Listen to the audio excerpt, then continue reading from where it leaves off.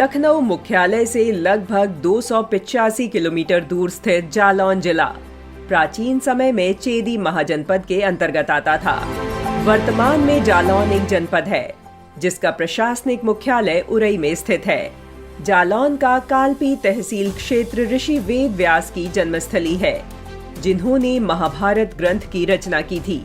बुंदेलखंड क्षेत्र में स्थित जालौन अपने गौरवशाली इतिहास, ऐतिहासिक किले और हाथ से बनाए गए कागज के उत्पादन के लिए प्रसिद्ध है। उत्तर प्रदेश के दक्षिण पश्चिमी भाग में आने वाला यह जिला झांसी प्रमंडल के अंतर्गत आता है। यह जिला 3 नदियों यमुना, बेतवा और पहुज से घिरा हुआ है। यमुना नदी के किनारे कालपी जिले का जालौन सबसे बड़ा और सबसे प्राचीन शहर बन गया। जालौन का जिक्र महाभारत काल से ही है। वहाँ के राजा ययाति की चर्चा आज भी ग्रंथों में मिलती है। मान्यता है कि जिले का नाम ऋषि जलवान के नाम पर रखा गया है, जो यहाँ प्राचीन काल में रहते थे। जालौन के सबसे पुराने पारंपरिक शासक ही ययाति थे, जिनका जिक्र पुराण और महाभारत में सम्राट और महान विजेता के रूप में होता है। जालौन जिले का प्राचीन इतिहास बुंदेलखंड के इतिहास से निकटता से जुड़ा हुआ है। यह कई शासकों के उत्थान और विघटन का इतिहास है। हर्षवर्धन ने क्षेत्र पर अपना शासन स्थापित किया। उनके बाद जालौन को बौद्ध को सौंप दिया गया। फिर तो इस क्षेत्र पर ब्राह्मण, राजपूत, चंदेल सहित अन्य लोगों ने शासन किया। 1806 में कालपी की स्थापना अंग्रेजों के लिए हुई थी। 1856 तक ब्रिटिश जिले की सीमाएं काफी हद तक बस गई थीं। फिर 1857 का संग्राम हुआ, जिसमें जालौन में बहुत हिंसा का दृश्य देखने को मिला। आजादी के बाद बाकी क्षेत्रों के साथ जालौन भी अखंड भारत का हिस्सा बन गया। ऐतिहासिक रूप में महत्वपूर्ण जालौन जिले के पास पर्यटकों को देने के लिए बहुत से सुंदर दृश्य, अद्भुत महल और मंदिर मिलेंगे। कालपी में यमुना नदी के किनारे स्थित यमुना घाट अपने आप में अद्भुत है।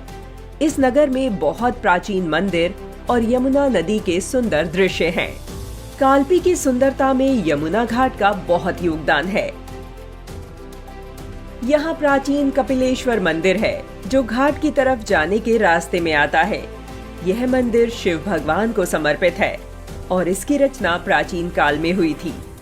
इस मंदिर की रचना बहुत सुंदर है और इसकी नक्काशी भी देखने लायक है। यहाँ आकर आप भगवान शिव के दर्शन कर सकते हैं।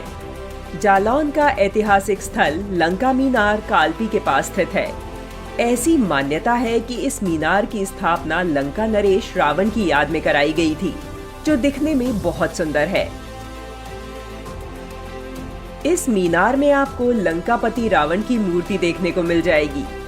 लंकापति की मूर्ति के अलावा यहाँ बहुत सुंदर सुंदर मूर्तियाँ स्थापित हैं। मंदिर परिसर में शिवजी का मंदिर है, जिसमें शिवलिंग विराजमान है। जिले के मुख्य धार्मिक स्थलों में से एक मां वनखंडी देवी शक्ति मंदिर कालपी में स्थित है। इस शक्तिपीठ को कालपी धाम के नाम से भी जाना जाता है।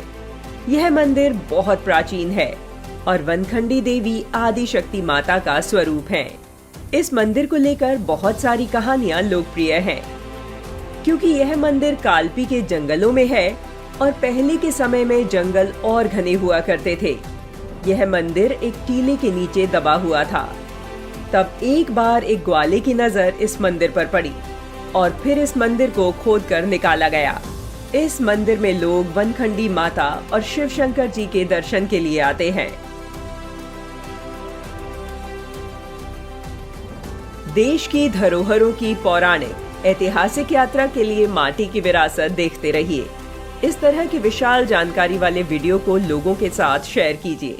हमारे चैनल को सब्सक्राइब और लाइक कीजिए। उत्तर प्रदेश की ऐसी ही गौरवशाली विरासतों को खंगालते हुए अगले एपिसोड में एक नई जानकारी के साथ हम आपके सामने फिर आएंगे।